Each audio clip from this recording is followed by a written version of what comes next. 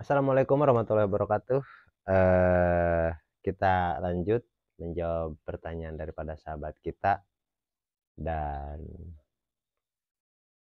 ini sudah larut tengah malam, cukup malam lah, sudah jam 1 malam, tapi insya Allah saya akan buatkan beberapa video untuk menjawab pertanyaan-pertanyaan daripada sahabat kita, karena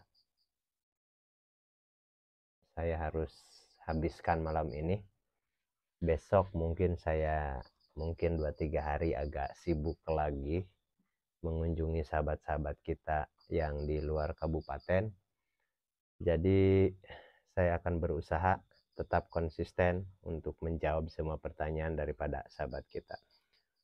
Oke, kita lanjut. Seperti apa pertanyaannya, kita cek dulu.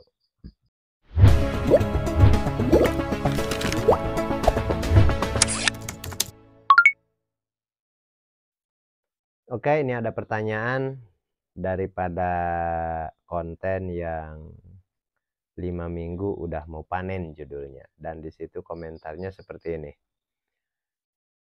Ini pertanyaan dari Bang Muhammad Apandiari. 5 minggu panen, tebar bibit ukuran berapa, Pak?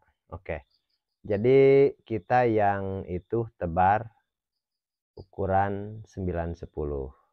Dan ini juga sahabat, karena ada beberapa sahabat kita yang nggak tahu mungkin. Jadi ada yang mengatakan, Bang, itu kan di video yang lalu 2000 ekor isinya, video yang ini 3000 ekor. Sebenarnya itu bukan video yang sama sebenarnya. Tempatnya sama, baknya sama, tapi kontennya lain, terus pelatihannya pun orang yang lain juga. Maksudnya bukan dalam bulan yang sama. Jadi setelah selesai yang latihan itu, beberapa bulan kemudian ada lagi yang latihan offline di rumah saya dan menggunakan cara yang lain, kepadatan yang lain, seperti itu. Jadi itu lain orang, karena sudah hampir 1 tahun, bahkan lebih, mungkin lebih dari 1 tahun yang full saya nggak tebar. Maksudnya full saya nggak tebar itu kalau tahun-tahun yang lalu lah, saya tebar 3, terus ada yang belajar 3, seperti itu kan. Yang sekarang di belakang rumah saya ada 6. Kalau sekarang semuanya itu untuk pelatihan, semuanya untuk pelatihan yang datang ke rumah saya lah. Jadi itu dijadikan bahan untuk pelatihan, dan di situ dia bisa beropini apapun, silahkan. Nanti yang harus saya luruskan, yang kurang betul, kurang baik, dan kita perbaiki di situ. Itu maksudnya. Jadi itu untuk pelatihan seperti itu. Dan itu nggak sama videonya. Jadi wajar kalau di satu video isinya 2000, di satu video ada yang 3000, di satu video ada yang 5000. Bahkan kalau nggak salah saya ada di satu video yang 7000 ekor satu bak. 7000. Tapi kalau 10.000 saya nggak mau upload, karena itu takut kayak seolah-olah membodohi lah, kayak seolah-olah berbual. Untuk upload di YouTube saya gak berani, kecuali mungkin ada yang datang langsung mau buktikan, mau belajar, kita buktikan. 10.000 ekor per bak, ukuran bak 3 meter kali 4, bisa 10.000, bisa panen 1 ton. Tapi itu intensif, dan kita memakai sistem khusus seperti itu. Oke, kita lanjut membaca pertanyaan daripada sahabat kita. Jadi kalau untuk tebar, yang ada di komen video ini itu ukuran 9-10 tebarnya. Jadi 5 minggu sudah mau panen, dan panen di ke 6 minggu. 6 minggu kita udah panen, seperti itu. Terus pertanyaan berikutnya masih dari orang yang sama. Terima kasih, Pak. Untuk ukuran 45, kemungkinan berapa lama ya, Pak, sampai panen? untuk ukuran 1 kilo isi 6-7 ekor. Dan untuk pemula baru pertama terjun dan dapat bibit ukuran 45. Terlalu beresiko atau tidak, Pak? Makasih. Begini, ukuran bibit 45 sebenarnya itu enggak tergolong kecil sih, itu sudah besar. Tapi kalau untuk pembesaran itu kurang optimal untuk pemula. Kecuali kalau untuk yang sudah paham itu oke, itu oke. Dan kalau untuk masa panen biasanya ukuran 45 itu enggak kurang dari 3 bulan, 90 hari lah. Bahkan bisa lebih lambat dihitungnya karena selisihnya 1 bulan. Tapi kalau Bapak pakai tebar ukuran 9-10 itu enggak sampai 60 hari pun panen. 45 hari kadang bisa panen.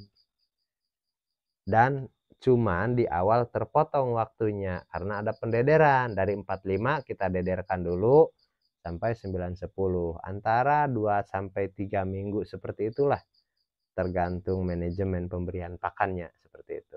Dan tergantung kepadatan masa pendederan seperti itu. Jadi kalau untuk panen ya kurang lebih 3 bulan. Tapi lebih itu pasti saya pikir. Kalau kurang saya rasa nggak mungkin kalau 45.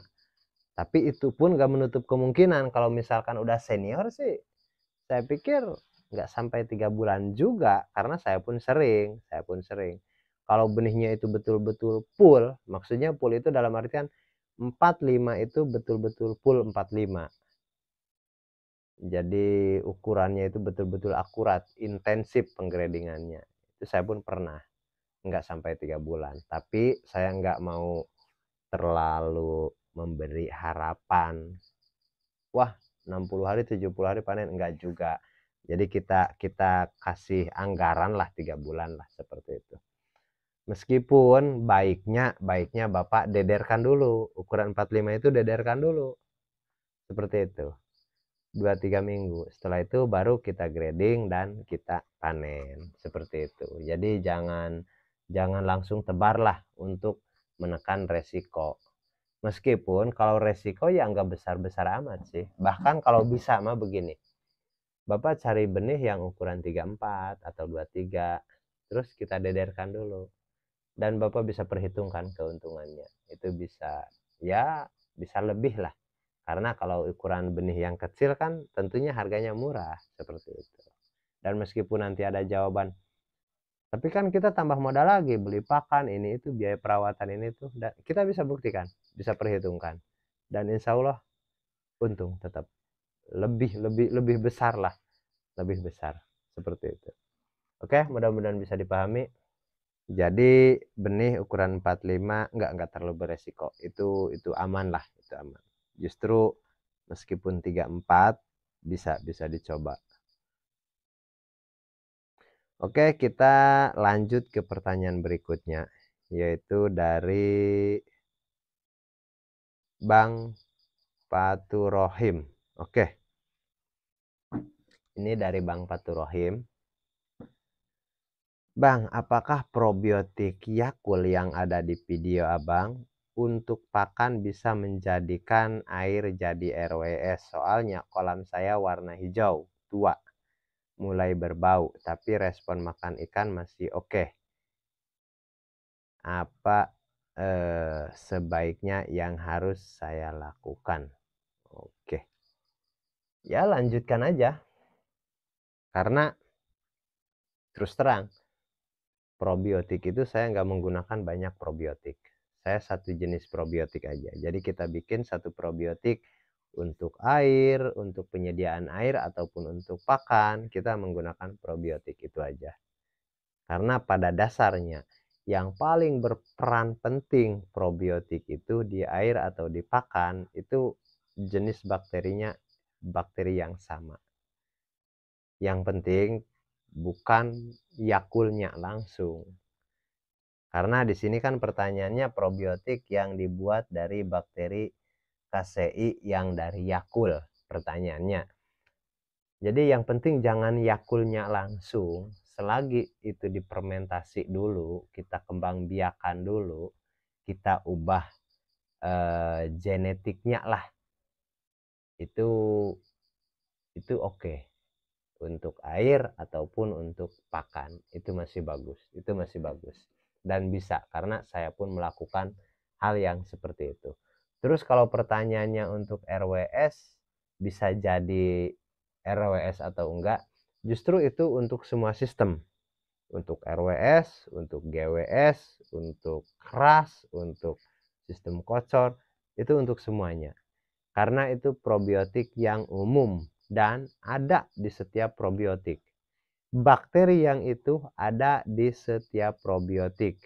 Mau M4, mau Raja Lele, mau pokoknya di setiap probiotik yang dijual di pasaran, itu bakteri yang itu ada. Dan itu yang paling berperan penting. Dan itu paling banyak kuantitasnya di setiap probiotik yang dijual. Seperti itu. Jadi itu oke, itu bagus. Oke, saya pikir mudah-mudahan bisa dimengerti, dan untuk pertanyaan yang ini, untuk jawaban yang ini, kita cukup sampai di sini dulu. Assalamualaikum warahmatullahi wabarakatuh.